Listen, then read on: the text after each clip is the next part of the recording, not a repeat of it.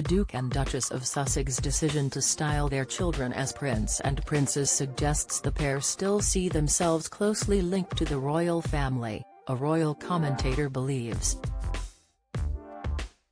Expert Richard Fitzwilliams told Express.co.uk, "This means that Harry and Meghan are very close to the heart of the royal family, with their children taking on the titles of Prince and Princess.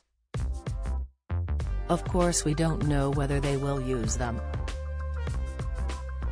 Asked whether he believes the Sussexes still see themselves as connected to the royal family despite the ongoing feud, Mr Fitzwilliams added, "Well, it must mean that, yes, it couldn't be interpreted otherwise.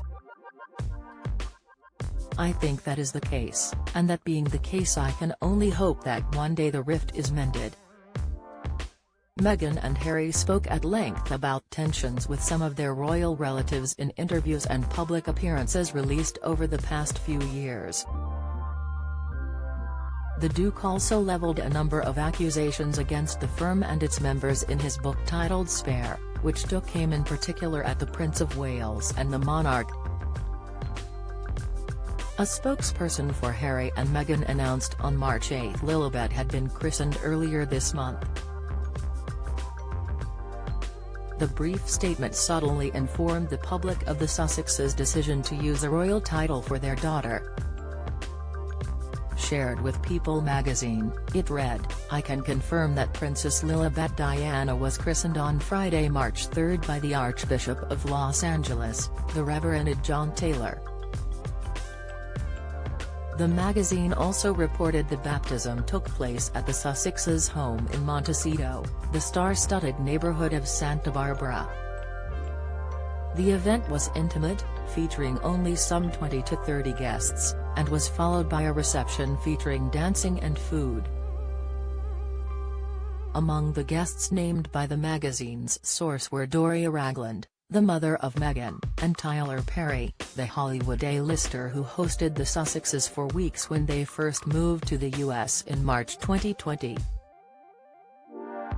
Mr. Perry was the godfather of Lily, a role he had already disclosed he would undertake when he appeared in the last episode of the biographical Netflix docuseries Harry and Meghan.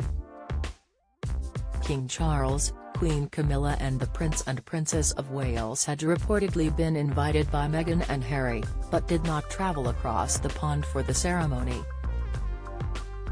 Don't miss: Prince Andrew could be banned from donning ceremonial robes. Insight: Meghan Markle's one-word reply when asked about first meeting Kate. Report: Meghan and Harry under fire as couple deemed difficult to work for. Latest: the monarch is also known to have invited his second son and daughter-in-law to his coronation, but the Sussexes have not yet shared if they are planning to be at Westminster Abbey on May 6.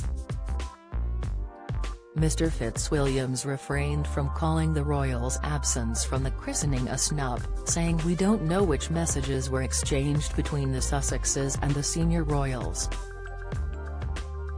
Speaking about the christening being celebrated in the US, Mr. Fitzwilliams said, "I'm sure that is what we expected. We didn't know when the christening would occur. But I mean, it made sense. They're settled there, and this is very suitable for the current period. Obviously Teresa rift with the royal family, obviously the Sussexes are settled in California. I think that's broadly what we probably would have expected. Also the fact they kept much of it private. Archie's christening was kept pretty private here, so that's very much in line with what they did before."